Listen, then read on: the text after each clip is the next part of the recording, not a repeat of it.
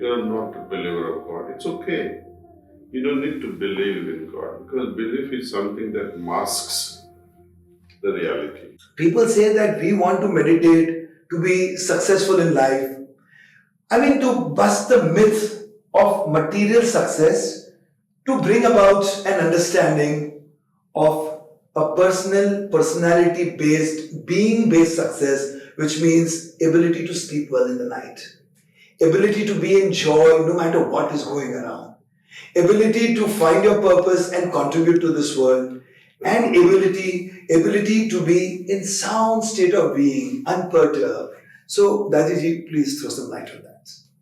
Well, you have scratched beautiful surface. Surface that always somehow evades us. We don't like to see that. We like to see ourselves in a mirror after each bath and get ready, how do I look, etc.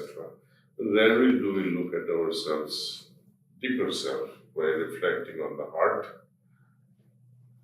swayam. And as we see our beautiful side, nobler side, compassionate side, versus something that is, hiding somewhere like a bug.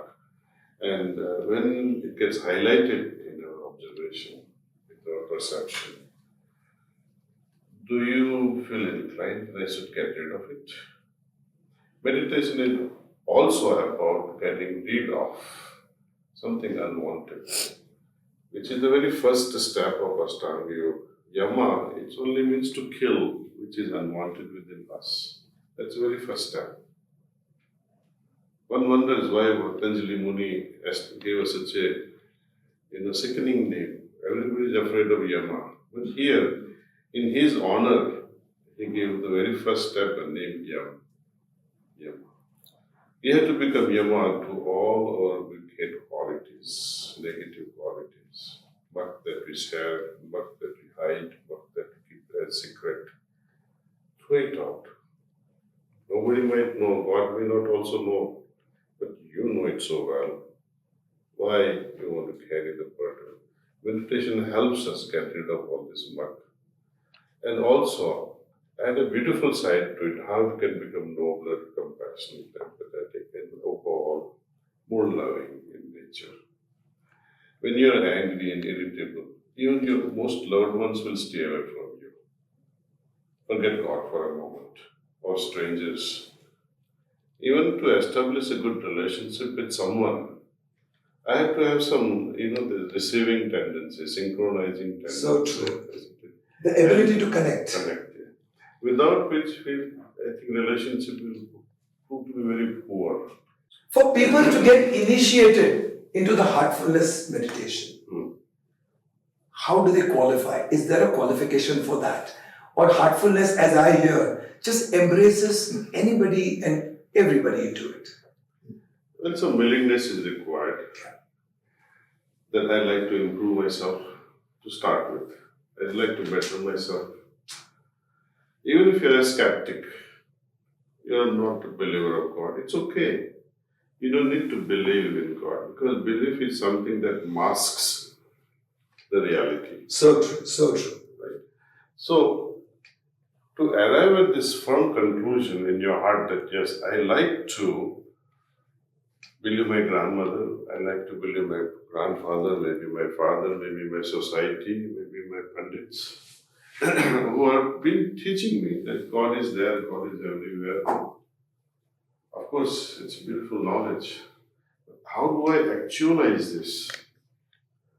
How do I experience this omnipresence of God, omnipotency of God? It will be wonderful if we can feel this presence which is claimed in our Shastras. Very true. Always that we borrow from Shastras and parents and grandparents, so many sources. It's great. It somehow builds up some sort of belief within us. It drives our life in certain directions, but that fully doesn't satisfy us.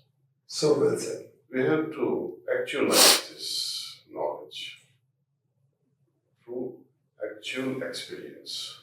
When someone says God is everywhere, do I feel Him everywhere? God is love. Do I feel that love? So all these spiritual practices, one single biggest motto is feeling the presence. Until you haven't experienced it, don't believe it. And once you have experienced it, all the arguments end.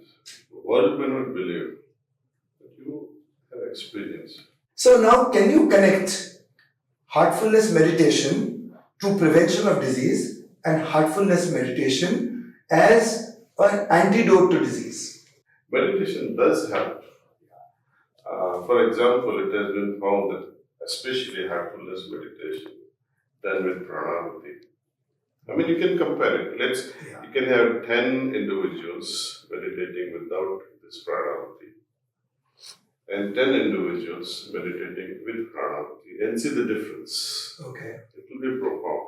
10 out of 10 will say it was different. I'm certain. Now, and when we measure after almost 3 weeks of regular meditation, a specific length of a telomere. Yes. And telomerase.